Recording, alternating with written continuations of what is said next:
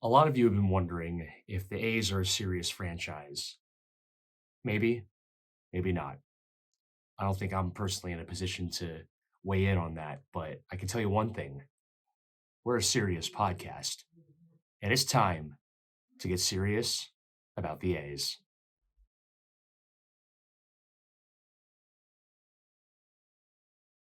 Welcome back, everybody. This is episode 5 of Funnyball. The A's are moving in mysterious ways, whether that be their pitches or the team. My name is Will, and Trevor, let's get a vibe check. Vibes are good. Like, they're still good. I'm worried they've been too good for too long.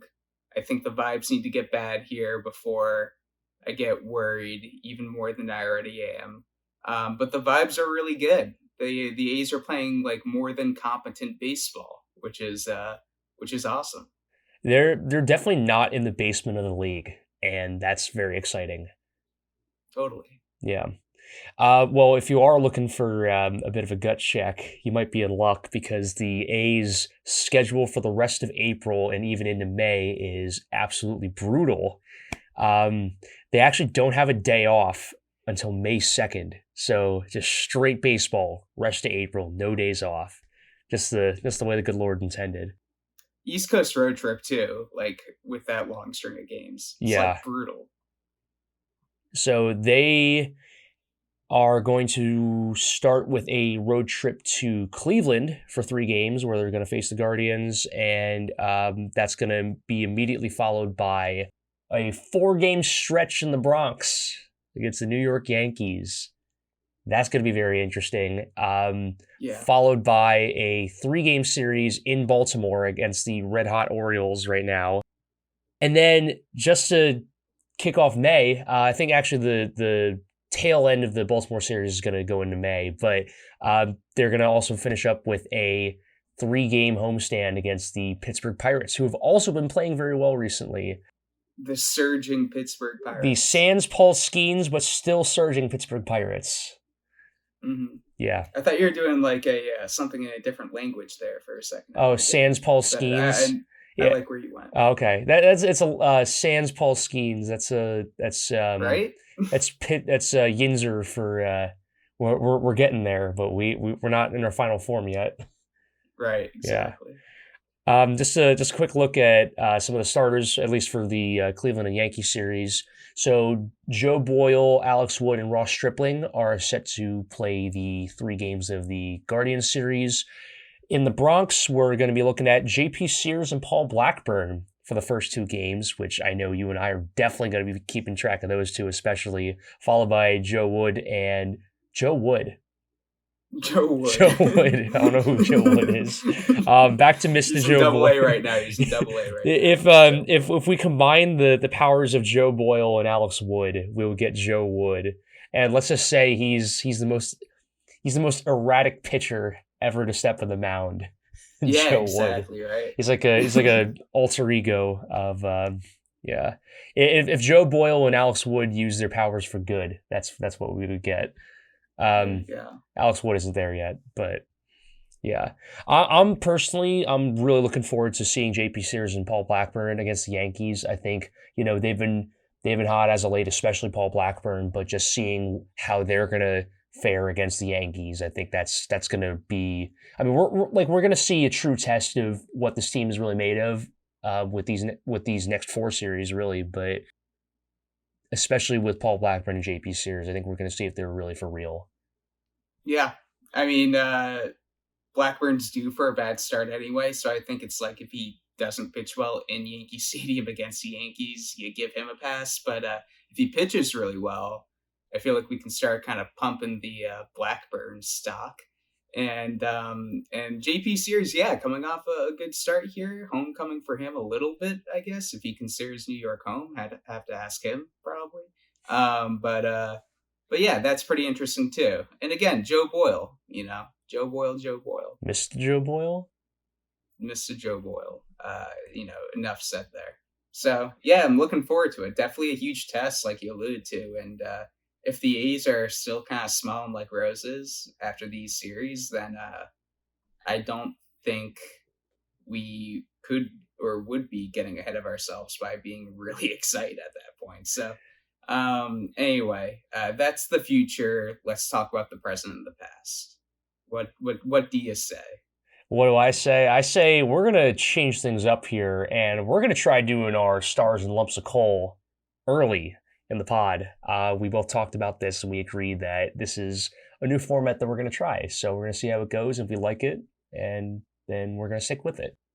So I guess I'll. We're a bad news first podcast. So I'm gonna start with lumps of coal.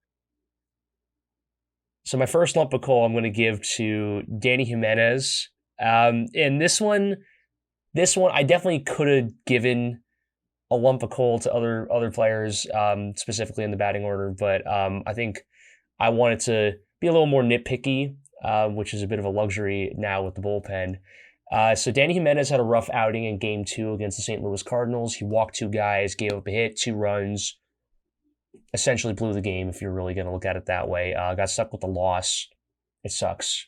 It happens. What are you going to do? Peeling into his arsenal a bit, his slider, which is actually his main pitch, hasn't seen as much success as in the past. It doesn't look like his velocity's dwindled that much. His movement shifted slightly. He hasn't been terrible. He definitely hasn't, and this was just kind of a bit of a clunker in what has otherwise been a pretty solid season for Danny Jimenez. It was just a rough outing that put a damper on what was another really solid start by JP Sears. Again, Yeah, he's been playing really well, so I think this is just a bit of nitpicking. sure. I also think he got squeezed in that first Nats game for sure. Like I remember that one like high pitch that got called a ball that should have been a strikeout, and then Wicker hits the home run. So if I'm remembering that correctly, I believe so. Um, Either way, I remember just feeling a couple times like he didn't get pitches that he probably should have. And it doesn't excuse giving up runs, especially if a lot of the other pitchers aren't giving up runs. But definitely didn't just like go out there and like get shelled and throw meatballs. Like he was pretty competitive, I thought, but not the results we wanted. Yeah. And I mean, Jesse Winker's also just been like, just absolutely lighting it up so far this year, which I Every other year, I think we could look that up, and it would probably hold up every other year. every other. So this is a Jesse Winker year. It's a Winker year. Yeah, it's a Winker It's a year. 32 home runs, 860 OPS Winker year. Yeah, the Nats are just so Heard it funky. here, It's such a weird third team. probably. I bet I'm not the first to say that. Yeah. So 2 lumps of coal I'm actually going to give to Daryl Hernandez. Hey, wait, whoa. Sorry. 2 lumps of coal. Jesus. 2 lumps of coal? You know. Yeah. No, I'm 1 star. Oh, we're doing 1 star? star? Ah. Yes. Oh, and I hit my funny bone. That hurt. Okay. What, you want to just like lay the thick on everyone? What? Dude, we gotta go back and forth with these. Sorry, I had a burning. Actually, speaking of burning, dang, I really hit my funny bone good in this. Ow. I'm not making that up. I hit my funny bone. Like I bumped that on the chair when we were like 0-A and over there. Oh man, instant karma. For yeah, that was. I'm sorry. We're an Oakland A's podcast. We're bad news first, but we can't have that much bad news. We're bad news first, yeah. Not like all of it first. We need a little positive reinforcement to kind of keep us going here. Anyway, people didn't come to hear us bicker about the order. Yeah. Sorry, go on. I've already spoiled it. I'll just say it. 1 star. Lucas Urseg. Just lights out in this stretch. And there's definitely some other people and other pitchers that were warranting a star this week or multiple stars. I will spoil it. This is going to be the only pitcher for me that's getting a star. But man, 3 innings, 0 hits, 1 walk. He struck out 4 of the 9 batters he faced. The stuff I would say out of everyone other than the obvious guy who closes games for us right now, his stuff looks the most electric. I mean, the curveball is, I'm sure the spin rate, as the nerds would talk about, is pretty nuts. And it just looks great. The velo's good. And yeah, just no one could literally touch it. 0 hits, but just no one was even sniffing it for the last 6 games and for the 3 innings he pitched. And burying the lead a little bit, that play, the little shuttle between the legs. Yeah, that was sick. enough said. You probably, I mean, even if you're not an A's fan, you've probably seen it. So I mean, kudos to him for like making a Sports Center highlight reel as a relief pitcher for the A's. Yeah, definitely not that common to be cracking Sports Center top 10. But I think Lucas Erceg's really kind of quietly been putting together like an incredible campaign. I mean, I don't think he's seen a ton of reps as a closer. He's been more of like the seventh, eighth inning guy, if We I'm don't need remembering. one Yeah, anymore either. yeah, So he's playing his role well, I think. yeah, absolutely. So I guess I spoiled this kind of like the Detroit Lions uniforms and the topical. We're a topical podcast too. We're a topical podcast. Yeah. So yes, two lumps of coal go to Daryl Hernandez, the star boy, wonder kid for the A's, but he's been struggling at the plate. He's been having a rough time there. He's been. I'm just gonna read off some of his hitting right now. He's got a batting average of .103. His on base percentage is .156, and his slugging is .103 as well. And he's got an OPS of .259. He's had 3 hits in 32 plate appearances, all of them singles. The rest pretty much just strikeouts, groundouts, all that fun stuff. Gross.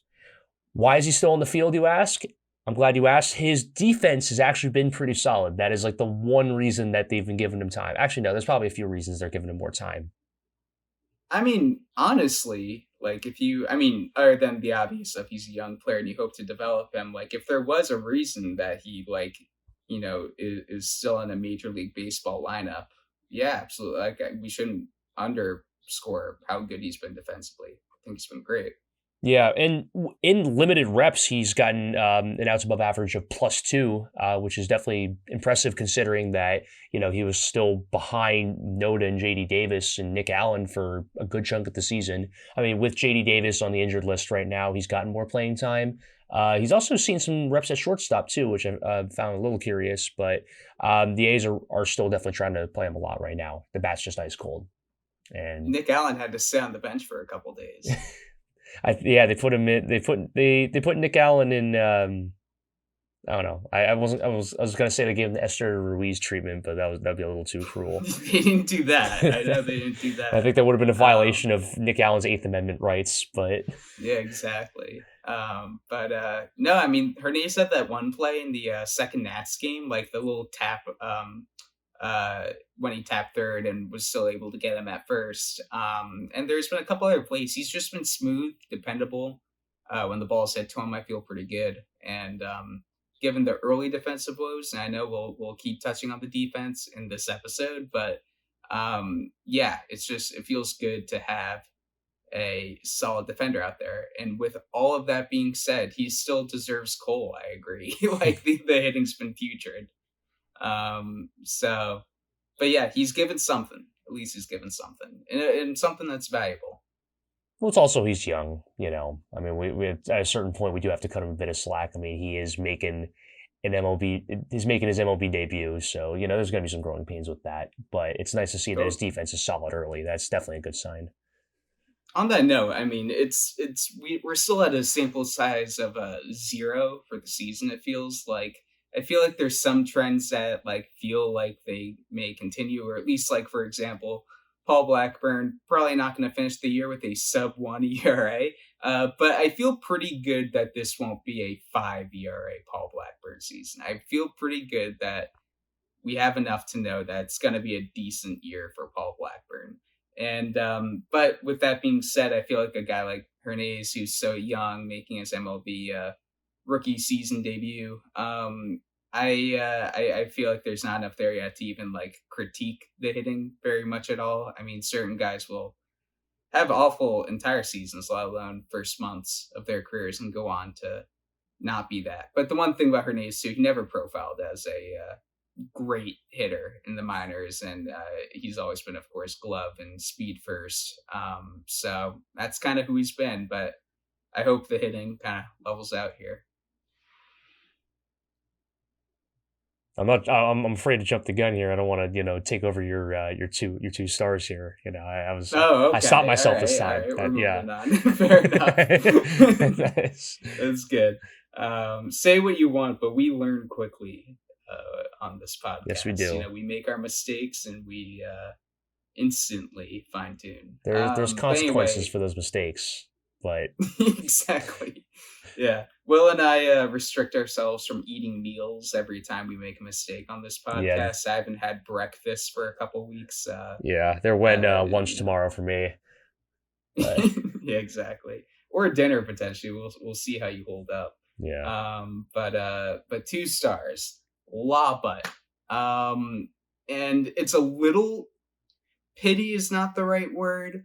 It's a bit of a generous 2 stars for Laba because at the end of the day, 5 for 16, 1 homer, 3 RBIs, 951 OPS, which is second on the team in the stretch. It's great. It's really good stuff. The main thing is he essentially won 2 games by himself here in this stretch. And I feel like he could have even played a bit worse than he did if he had still done that and still gotten these 2 stars because on a team that is supposed to not even win 60 games. I hope we can maybe do that at this point, or at least project to do that. But on a team that wasn't even supposed to win 60 games, to have walk off hits to your names or just huge hits and plays that really straight up led to wins. That has to be valued a bit more than maybe on certain other teams that kind of rack up regular season wins. So, but there's some pitchers that absolutely shoved in the last 6 games, and guys that are getting honorable mentions a little bit later on. Um, but he deserves to be here for just winning some games. And the defense too was pretty great. I mean, he had a throw in the third inning of the third Nats game, the most recent game, and just saved a run, even though the runs ended up coming in anyway. It was a just nutty throw, and should have had 3 home runs if it wasn't for that little thing that bounced at the top of the wall. And I one little note too. I like how he has a little bit of recoil whenever he hits a ball really hard. We hadn't really seen it in a while, him hitting a ball really hard. To see this, but I like it. It's almost like when he's putting so much into his swing that he bounces back a little bit after he hits it hard. And there's a couple guys in the past I know did something like that, but it was just really prominent. It looks like he's putting everything he has into his swing. So looks good when the results look good. Anything on Lava? yeah. I mean, I was gonna also mention that throw that he had. Just like I think there was a I forget like the exact motion he made, but like it pretty much prevented like the yeah, it just prevented another run from being scored, but it just like turned around and just whipped it. Yeah. That was a sick throw. It was super athletic too because there was a couple plays in the field before where it felt like he was coming on the balls a little bit slower than I would have wanted or expected. And I know he had one bobble late in one of the losses out there. So it was really good to see him approach, get to a ball fast, and just make a crazy athletic play and have it turn to something good as well. So the runs end up coming in anyways, which sucks. I wish we could just say he saved runs and that's it, which he technically did do. But still, I like that we agree. Deserves some highlight. Yeah. Oh, it's just, like we're looking for that fun young vibe with this team and, I mean just a walk-off hit by a young player. That puts a little extra juice, I think that goes a long way in a season that, could be kind of mired in monotony sometimes. For him individually too. I mean, he's been. I mean, even still, he had some over games in this stretch, which is why I kind of couched giving him 2 stars a little bit. But yeah, just for a young guy like that who has not broken out at the major leagues yet, to just have some huge games. Again, just on paper huge, but feeling huge and feeling like you won games for your team because I bet you there's some games where Butt, went home and was like, man, I really kind of lost that for us, even if he didn't really ever. I mean, it could be easy to get hard on yourself, I bet. So yeah, just good vibes for Butt. The hype train is not leaving the station yet, but there's still plenty of room in the train. So hop on. Exactly. Hop on. So I guess we're gonna do honorable mentions. Yeah.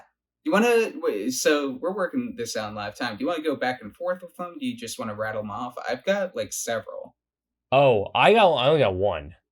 All right. So yeah, But you do your one, and then okay. I'll go into Yeah, mine. absolutely. So my honorable mention for lumps of coal is us. Ah, dude, it's because we doubted Tyler Nevin. I was Man, worried you might go there. yeah. Dang, dude, we look silly now. We look so bad. Oh, this is a bad look. That's a Egg bad on our look. face. Big egg. All Just right. big old egg All on right. our face. I guess there's going to be more on that later, but Yeah, there's definitely gotta be some more on that. okay. Wink, wink. All right. Uh, but Yeah. Take my mind off of this. Tell me your honorable mentions. I need some good. yeah.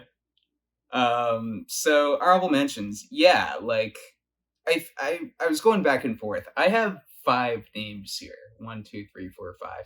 And I was like, do I really want to highlight five guys as well as like three others for the stars? And I'm sure we're gonna touch on some other guys a little bit later on that we like what they're doing. But like no, it's not too many because we got to take advantage of how good this team's playing right now. Like we're if we're not going to hold back at times later on in the year if things aren't going well, then we can't hold back when things are going well. So I'm going to start off with the prodigal son who returned, Esther Ruiz. It's mind-boggling what just happened. And again, kind of talk about burying the lead a little bit, taking a little while to mention his name for the first time here. But yeah, has didn't play a ton, only 7 at bats. But 2 for 7, 2 home runs, the stolen base. And my one question, Will, did Esther Ruiz like become a different player this offseason? There were reports that he had worked on his power, and I think even though it's been a small sample size, we have seen a completely different player, just particularly with his hit power. I mean, he's gone from zero to hero in exit velocity, barrel percentage, hard hit percentage, like just completely just across the board, just night and day with his hitting power. One of the homers that he hit was actually a career high in exit velocity. It also went 412 feet to left field, I think. I think it was left, but Yeah, yeah, I pulled. yeah, freaking awesome. Didn't see that coming with Esther Ruiz as well. He saw 2 games as a pinch hitter, one as a starting center fielder, and also the leadoff hitter.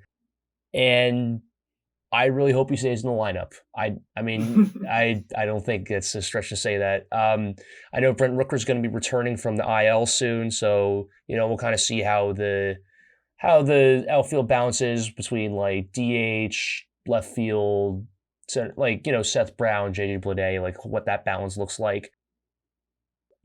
Yeah, I mean, they sent Ruiz down in the first place to avoid like Yeah. a really easy, like not terribly difficult question. Like if you're a great team and you've got 4 all-stars that you're juggling, it's one thing. It's just a maybe slightly uncomfortable position to have to play one of a Seth Brown, Rooker, or Laba even to play any of these guys a little bit less time than others. But Ruiz has forced their hand, I believe, at this point, and like not only 400 and whatever feet you said that one home run traveled, both of them over 400 feet. Oh, Like okay.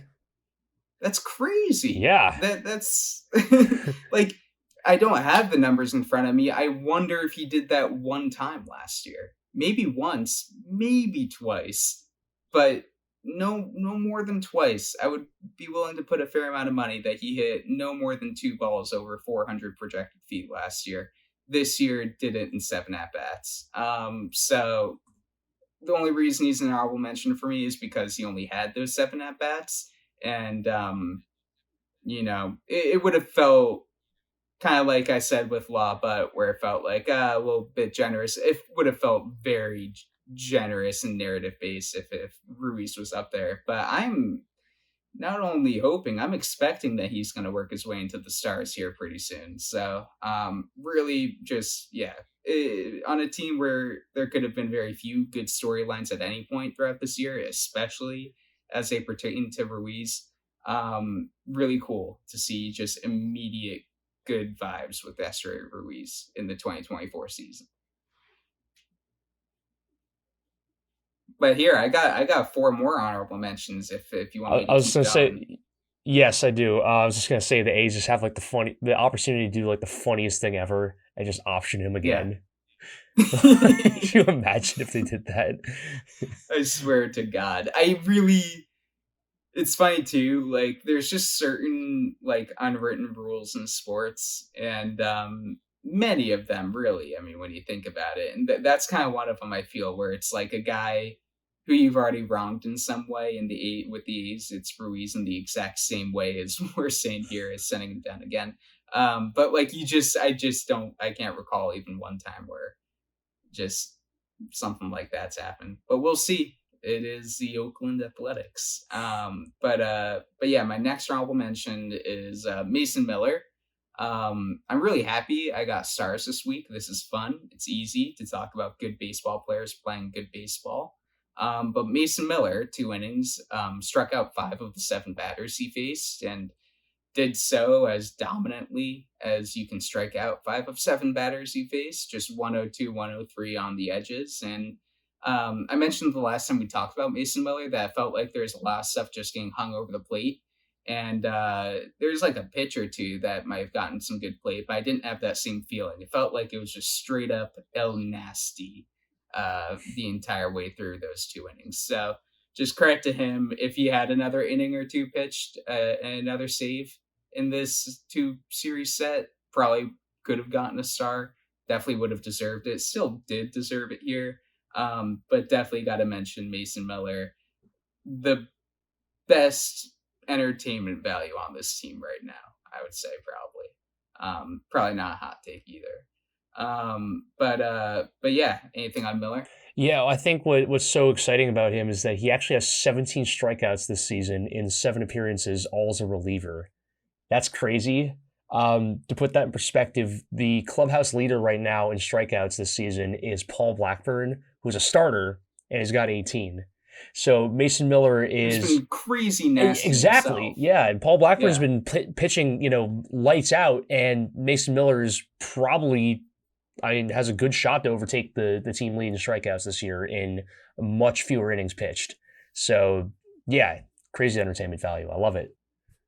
crazy. And talking about Paul Blackburn, I feel like he's just been so good. It's one of those things where someone's playing so well that they fly under the radar when they keep playing well. But yeah, Paul Blackburn here was the only guy to get 2 starts out of this 6 game stretch since the last time we recorded. 12 innings, 2.25 earned run average, 11 strikeouts, 7 walks. So one little mini thing to point out, definitely maybe 2 or 3 extra walks than we would have wanted. But I digress because he's Paul Blackburn and he has been incredible and he continued to be incredible. Even another 0 earned run appearance of those two. So the only real things other than just my analysis being he's good is he's just keeping everything on the ground. Just every time it feels like he needs a double play, he's getting one because I think every game he's given up no more, at least in these last two, no more than 4 flyouts, and he got over 10 ground ball outs, I think, in both starts. If my numbers are off, they're only slightly off there, but I'm pretty sure that's correct. But either way, just so many ground balls. And I'd rather have a ground ball pitcher than a fly ball pitcher because yeah, ground balls are much closer to not being home runs. But yeah, just one of the best starters in baseball, any position right now. If you're just looking at the stats, any position, any team, I should say. So yeah, his next start coming against the Yankees. We highlighted that Yankee series before and mentioned him as well. Just definitely keeping my eyes on that. And if he kind of grinds that Yankees lineup, that's been pretty good lately. Then definitely, definitely good stuff. Yeah, for every starting pitcher that goes down, it only makes Paul Blackburn stronger. I think that's the motto that he's adopted this year. Exactly. It's good. Um, but yeah, I mean, just stacking up wins too, some good stuff, and just highlight Joe Boyle a little bit too. After just a horrendous start to go 5 innings, only one earned run, and the key thing, only one walk. Um, and 5 hits, 5 strikeouts. Just good stuff. I mean, he had a little bit of help from the umpire, a little bit of a generous strike zone, but still, even with a generous strike zone, you got to pitch to get good results, and he pitched and settled in too. I mean, pretty rocky start to the game, and the fact that he's able to get out of that first without giving up any runs and kind of just go on there for the next four and pretty uneventful, which is what you want to see out of your starter. Pretty uneventful, innings and game. Yeah, just good stuff. Felt like we had to mention him in some positive capacity here. So Joe Boyle, honorable mention. And geez, I just realized I might have two more, dude. The A's were pitching way too well. um, but Kyle Muller, I'll just kind of skip to here. 3 innings pitched, just one earned run, but struck out 5 of the 11 batters faced. Talk about another guy who just looked dominant out there. 2 hits, no walks was a big thing too. And that Winker at bat where he had like kind of Winker go and it was pitched kind of up and in at his face, and Winker was almost like protecting himself from getting hit, but also just like couldn't help but swing at it. One of the uglier swings you'll see. So yeah, just looked great. And JP Sears too. We already mentioned him a little bit, but him getting back on the right track was great. And those are my honorable mentions. Yeah, and it's what's crazy is like there are other players, especially with the pitching rotation, that definitely could have also made that made that list, but totally, yeah. they've just been so good. Gross. Do you want to get to 3 stars, 3 lumps of coal, all that fun stuff? 3 lumps of coal, yeah. Let's hit us with it. The one pitcher that hasn't been doing a whole lot, and here's to you, Mr. Alex Wood. Is it Joe Wood? It's one half of Joe Wood. Oh no, even worse. Yeah, just the wood. Alex Wood, for a guy who is the opening day starter. Oh, jeez, I like spin all over my computer with that. You would have hoped to have seen a little more life out of that arm.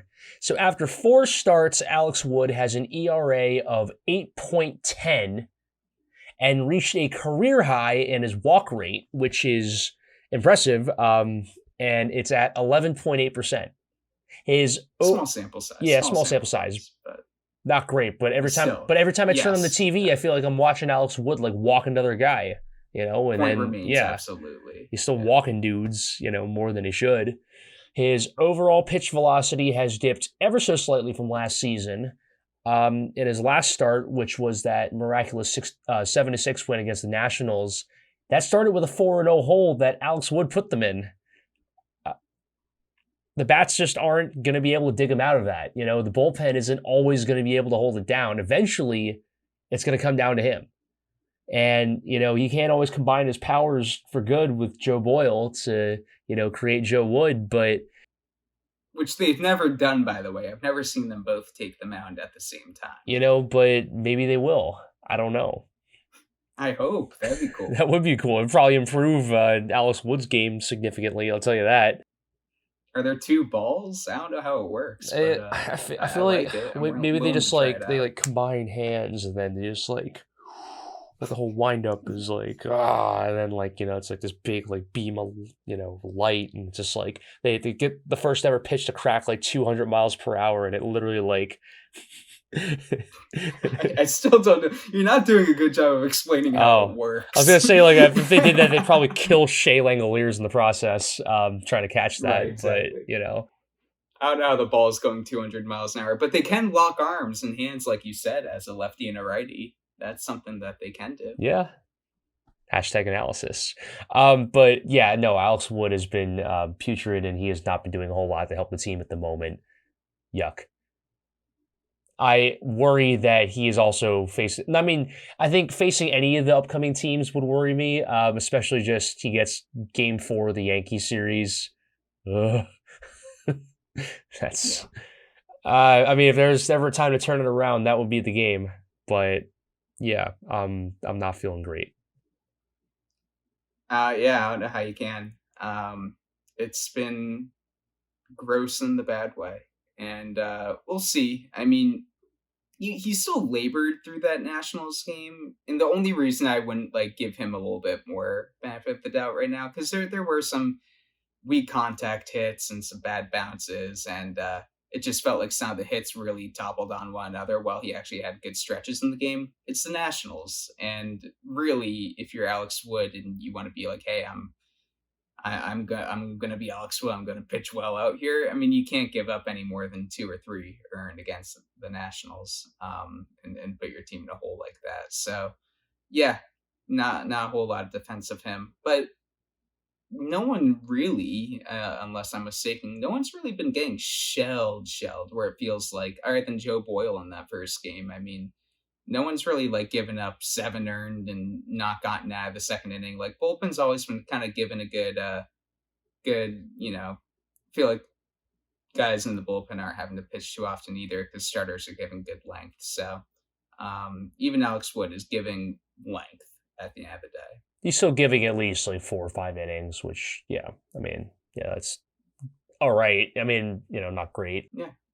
See, it's the difference. I mean, and if you were like the average 4 or 5 every start, that'd be a bad thing. But as long as he still gets his 6 and occasional 7, um, like every once in a while, yeah. I mean, as long as he's not dipping to 2 and 3, just keeping this bullpen as rested and healthy as possible is huge right now. I mean, it's definitely the part of the team that collectively has been playing the best. So I like to think that Alex yeah. Wood, when he goes up onto the mound, he just kind of says to himself, like what you said, just I'm gonna pitch like Alex Wood.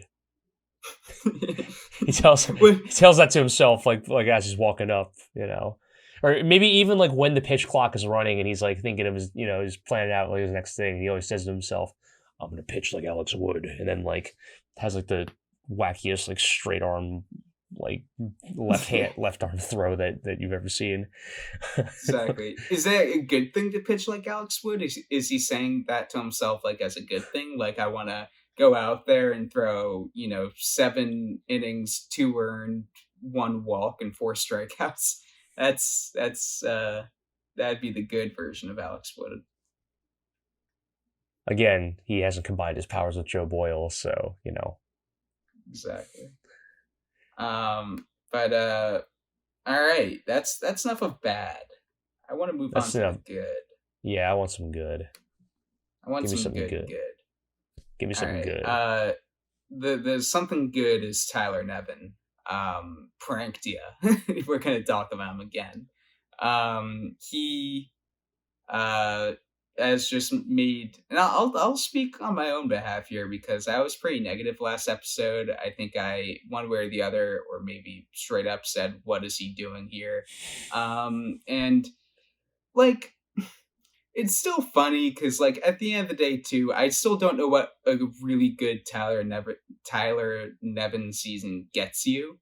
Um Unless again it's an entire 140 or 50 something games of really good baseball. But I don't know, maybe they trade him at some point. I'm kind of going on a tangent here. He was 7 for 17, 2 walks, 2 RBIs, a 944 OPS, which if it didn't lead the team, nah, so Laba was number 1 there, but right behind Laba, and more hits than Laba too, and leading the team in batting average at 303 right now, kind of out of nowhere.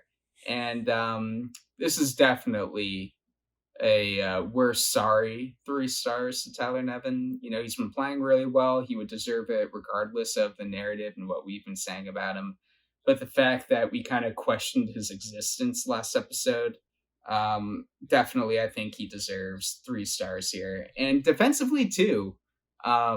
He didn't play a ton of first base. I think he only started once at first in the last 6 games. But he looked really comfortable over there and had a highlight in that 10th inning, which kind of saved the Ace game there, too. by getting Lipscomb at third. So he looked good at first and has looked kind of good everywhere this year, more or less, but especially at first. I just feel pretty comfortable with him over there. And I'll just say it to say, I don't even know if we've said the name Ryan Noda yet, but he has looked good defensively at first base too. So not that we need Nevin playing first. But yeah, all in all, we're sorry, dude. You've been pretty incredible for gotcha on waivers out of nowhere type of player. And yeah, we hope to see some semblance of this moving forward. I actually also prepared an apology letter to Tyler Nevin, if that's okay with you. Well, I didn't prepare a letter, so you're putting in more work than me with the Nevin apology. So I appreciate this. Slap my name at the end of yours if you'd like to. Sure. I'll go sign it. That's fine. So this is my Tyler Nevin. If you're watching this, this is my apology letter to you. So, dear Tyler Nevin, if you're reading this, this means that you definitely listened to Funnyball and took my and Trevor's words as fuel. We owe you an apology. We were not familiar with your game. While your recent performance does not completely dispel my suspicions of you in the infamous Noda Nevin Fisher conspiracy, I will say that you have arrived better than expected. You went off in the final game of the Cardinals series. You've been enjoying, once again, career highs in batting average, on-base percentage, slugging, and OPS. And while you've been around average as a defender, maybe even, flash at times, you've played clean baseball for the past 2 series, and you've served as a perfectly fine utility man for the Oakland A's. As of this recording, you are also as we said before, the current team leader in batting average. That's pretty cool. Maybe Trevor and I were wrong about you. Your bat swing may not have the best power, and nobody's going to mistake you for an Olympic sprinter. But Tyler Nevin, you've exceeded my expectations as well as the A's. So keep it up. Maybe the A's will make the playoffs with you. Or maybe because of you. We'll see. But from the bottom of the heart of Funnyball, we apologize. It's beautifully said, Will. Thank beautifully you. Put. And yeah, I mean, I'd like to think one day the A's will make the playoffs because of Tyler Nevin. I'd like to think that happens one day. That would be the, not even like the good timeline, that would just be the weird timeline if the A's made the playoffs because of Tyler Nevin. It would have to be because of him, though. Like, objectively, if you were to say to someone that kind of knew A's baseball, hey, we're here because of Tyler Nevin, I'd want that person to agree it's true. And I think we'll get there. Has to be like a, one of those like clinching scenario things for like a walk-off, huge walk-off hit or something like that. Well, no, I like wasn't even saying, I'm saying like he hits 340, 1,000 OPS. Okay. Like, sure. Like, sure, if you want to go the cheap route and just say he Aaron Boone's it or something like that, sure. But Aaron Boone hit like 220 that year. I want Tyler Nevin to like get us there. Yeah. Take us to the mountaintop, Tyler Nevin. Save us, Tyler Nevin. Yeah. Don't take the easy, cheap way out in winning the A's a World Series with a walk-off hit, but playing poorly beforehand. Just play well and then do that. Yeah. That's all I'm saying. Avenge your father. Play well for us. Avenge your father's professional playing career. Yeah. Pretty good post-playing career, though. Yeah. Pretty good. I mean, so I was gonna say you got to be the guy that I guess effectively like wasted the last season of Shohei Ohtani's A's career. There you go. Yeah. After Joe Madden was wasting it before him. Right. I mean, like I don't think that was worse. Yeah. I mean, it was a different version of wasting. I guess we kind of slightly changed the definition of it, but a more authentic version of that word. Yeah. But anyway, yeah, do you want to just kind of move on to other miscellaneous notes before we wrap up here? Yeah. I mean, just some little fun nuggets and tidbits. Sure. I want to talk about TJ McFarland a little bit, like partially because he has been playing really well, but also partially like we just pulled some really funky stats on him, and I just want to maybe we'll just do TJ McFarland. Unless you have other people you want to talk about. Maybe we should end on TJ McFarland. I've got Yeah, we let's actually, yeah, it's a funny nugget. We can end there. I just have some, like, again, miscellaneous notes, Yeah, just why don't very we do that small first? things. Actually, before I kind of want to end in TJ McFarland. So why don't we do Just your other see, stuff right now? yeah, Yeah, jump in whenever you want to. I just have yeah, some go for stuff it. here. But only 2 errors in the last 6 games. Just crazy. Just don't even wanna. I didn't even want to do the research again on how many there were in the first 7 games. So just know that two is a whole lot less for a 6 game sample size than earlier in the year. And the only error in that stretch made by a position player is Cal McCann, who we already know is not a great defensive player. So that's fine. I believe the other one And was Paul Blackburn. I yeah, believe the other one was yeah, which if there's it's, anyone who's allowed to make an error on this team, it's Paul yeah, Blackburn. exactly. Literally any single person. So that's good. Something else too, I noticed. I just watching the Cardinals game with Lance Lynn on the mound. It just felt like the A's were like having good at bats, hitting the ball hard, and just seeing the ball well. And go over to Statcast and Baseball Savant. Turns out they were. It was like 11 or 12 hard hit balls and only 5 hits at the end of the day to show for it. So felt like they got a little screwed there, and that's a game they lost. So even in a loss, felt like, things could have gone a different way if you ran the simulation again.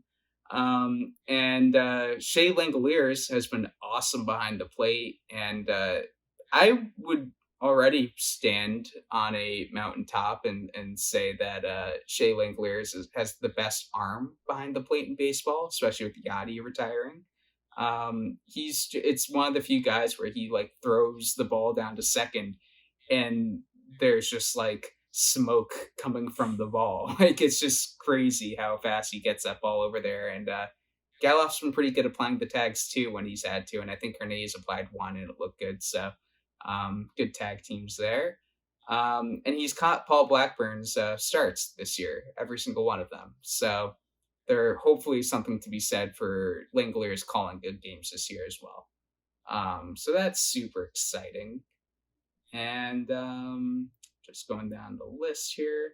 Just one other thing is Seth Brown and Abraham Toro. We didn't talk about them much, if at all. But yeah, good. It's nice that they're playing just good average baseball. I mean, I think Brown hit a bit. Yeah, Brown definitely hit a bit better than Toro in this stretch, but both of them clean, no defensive errors or lapses. Nothing that didn't show up in the box score, but just made me feel bad about them out there defensively. And taking all right at bats, Toro's not striking out much at all. And yeah, it's cool that like even the guys that aren't really getting mentioned much by name, they're still like playing all right, in my opinion. Rather than there being too many guys playing poorly for us to talk about. It's the other way around. Um, and other than that, um, I just add an extra bullet point here that just says, I wish Cal McCann could play defense. I mentioned that twice here. So other than that, yeah, take it away with TJ. Oh, actually, I want to throw a couple more miscellaneous stats in there that we had also talked about before I get to TJ. So Totally.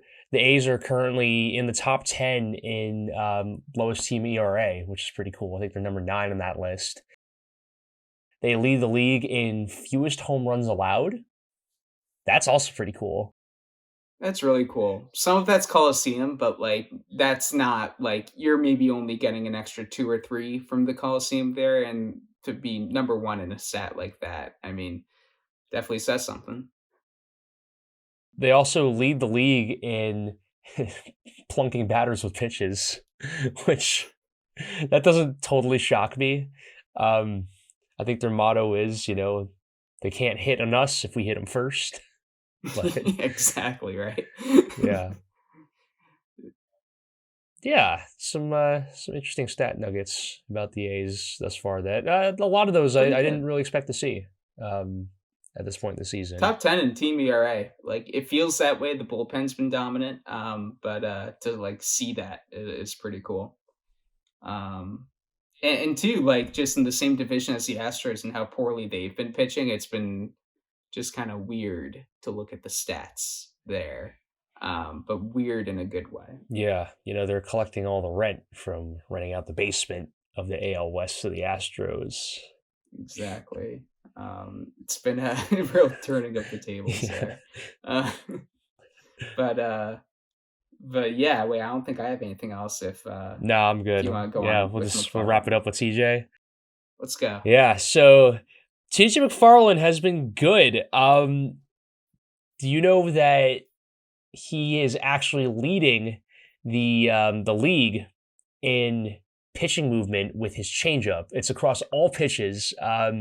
His changeup drops 36% more than average. It just has the most vertical So movement. like the literal movement of the pitches.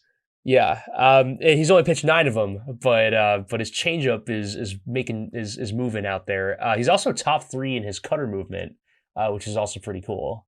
I just didn't expect to see him on some of the pitch movement leaderboards. I thought that was pretty That's neat. crazy. Yeah, Is there like a little health bar where like you can't throw a change up for like 10 pitches, and then like the bar's at max strength and he can like dial up just a wicked moving change up or curveball, yeah. I think kind of like a video game. he's got to pitch like he's got to get like 2 outs and then he's allowed to do that. It's kind of the finishing move. Exactly. It's crazy. Everyone knows it's coming. They still can't hit it. Yeah. But I think our favorite stat was TJ McFarland actually faced Derek Jeter at one point in his career. That was We really did cool. find this. It took us In a phone call with Will, I mentioned I think McFarland like has faced Derek Jeter before. Like he's been around like that. And we went back. He did face him one time, and we literally found the game as well. Yeah, so Will? it actually started because we thought that TJ McFarland pitched to Jeter like during the final game of his career. But with the walk off hit and everything, but actually he didn't pitch to him. He pitched earlier in that game, if I recall correctly. But the game, Like sixth inning or something. yeah. But the game that he faced Derek Jeter was on June 20th, 2014. He faced him in the bottom of the 7th inning. Jeter hit a ground ball out to second, so Derek Jeter is hitless against TJ McFarland. So put that in your pipe Boom. and smoke it. Boom. Yeah, that's pretty cool. So I think Cool. TJ McFarland kind of wears that as a badge of pride, and if he doesn't, I think he should. Because I think that's maybe So what the youngins need in this team is that hey, I'm the guy that kept Derek Jeter hitless. So and yeah, I'm here to exactly. lead you. 3,000 plus hits against everyone else, 0 against this guy. So it's definitely a badge of honor. I definitely think we should mention before we forget that he had the most electric strikeout of the season in the Nats series against CJ Abrams to get out of that bases loaded jam. Saved Austin Adams from a bit of egg on his face as well. So just yeah, I mean, I just wrote the word electric 3 times here. It was just fun. And maybe you can go back and find it in YouTube. It's the first time I've seen TJ McFarland ever show emotion on the mound. Could be totally just a me thing, not having watched enough TJ McFarland, but I've actually probably watched more TJ McFarland than the average person. So Yeah, well, I stuck mean, out to me for sure. because he played for the Orioles for a number of years, right? Yeah. Yeah, definitely So played for the Orioles for a while. Bounced around. I know he's in Arizona before this, um, but yeah, just good stuff. Love it. TJ McFarland, the probably not, but I'm gonna say it, only pitcher to keep Derek Jeter hitless. Don't fact check me on that, but it's that is a fact, I think, with the People will asterisk. talk about like all these stats with Jeter and stuff, and they're really cool and all, but no one really talks about the fact that he got a hit off of every pitcher that he ever faced, except for one. And they don't talk enough about that pitcher either, I will say. But we're talking about Um, him. but I know we say we're a bad stuff first podcast. Unfortunately, we failed and didn't mention a bad thing first. There's only really one thing left that we didn't really talk about, and it's not a good thing. And we're not going to talk a lot about it, but I think it's worth mentioning. Geloff has been really bad offensively. Just had to He's get that slashing. off your chest before we end the Yeah, pod. we can't like go another episode without like kind of talking about that a No, little bit. he's been terrible. 174 to 08, 174 slash. It's like one thing when your batting average and your slug is the same number. It's another thing when that number is below 200. But it's funny. Like I guess it's technically we can end with a good thing and say that like his defense has been phenomenal this year. Like eye tests, metrics, Statcast, literal standard metrics, everything. It's been great, and he's definitely played a big role in the leveling of the defense recently, and just kind of becoming decent and not terrible as they were to start the year. But geez, like him hitting top three in the lineup where he should be every day, but contributing as he had, or not contributing as he has. It hurts, and I do hope it's just baseball, and he goes 13 for 27 at one point, and the stats look a lot better, and we kind of forget about this, but hasn't happened yet, and also hasn't hit the ball hard a ton too. His last couple of hits were not super hard hit. One of them definitely the most recent one. So yeah, I feel like we had to mention it, and it's not necessarily a good thing. No, it's not. And we're sorry to disappoint you fans that that we're sometimes also a bad news last podcast. That's the double-edged sword that is a Funnyball, is that we're sometimes a bad news last podcast. I feel like so much of our ethos is baked into us being a bad news first podcast. Like we've said it a lot, especially, maybe someone's only listened to one episode or part of one episode, and that's one of the few things they know about us. We have to apologize for going bad news last today. Yeah, well, I think it's interesting how we've kind of built our identity over like these 5 episodes. Like we're the Blocked in Russia, America's podcast for Patriots and the like, but we're also a bad news first podcast, and then on top of that we're a Tyler Nevin apologist podcast. And now apparently we're a sometimes bad news last podcast, so we need to figure it out, man. We're finding all kinds of new identity stuff as these episodes roll on. So I guess that's We're just our latest exploring development. ourselves. And we'll see what comes out here. At the end of the day, though, as long as the vibes are good with the A's, then the vibes are good with us. They are. So definitely good to talk good baseball here. Yeah. After those first couple weeks. Well, we'll certainly hope that continues with the upcoming series. Once again, we're heading into a 3-game road trip to Cleveland, followed by a 4-game road trip to the Bronx against the Yankees. We'll definitely be watching. We hope you are too. And with that, I want to thank everybody for tuning in to episode 5. We'll see you next time. Peace.